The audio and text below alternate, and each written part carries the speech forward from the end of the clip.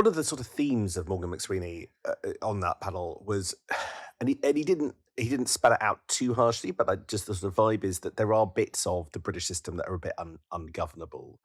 That is a theme that keeps coming up at the moment. And what do you make of that as a central charge for where we are? Because it's very pertinent as we consider changing prime ministers, whether or not it's going to make much difference. Yeah, it's just a narrative I don't really think quite works. I think what we're saying, we're not inherently ungovernable. If you've lived in societies that are fractured to the point of being in civil war or conditions close to it, then then you've lived somewhere ungovernable. But if you look at a country that has a coalition system built into it, like Germany, they're just as inverted commas ungovernable as we are at the moment. They can't agree on what their reform package is in government, but the government will probably be more stable. You won't see a turnover of leaders that you see in the UK because they have an electoral system that kind of locks in a different kind of thinking. So ungovernable always sounds to me like a cry of despair. But what do you think? I mean, I think you tend a bit more in that direction than I do. No, I'm an optimist. I think there have been big structural changes from the last time Labour was in power, but Labour really, when it was in opposition, should have paid more attention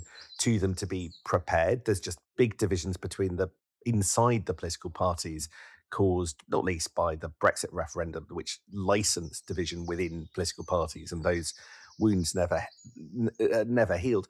I think another reason why politics is so much more difficult these days is because of social media, not just the sort of algorithms of public social media, but I think that literally WhatsApp has made life a lot more difficult for party systems because closed groups of MPs can get incredibly het up about individual issues or sort of groups of concerns and end up coming quite violently back at the leader. It's something of a surprise to people like the whips.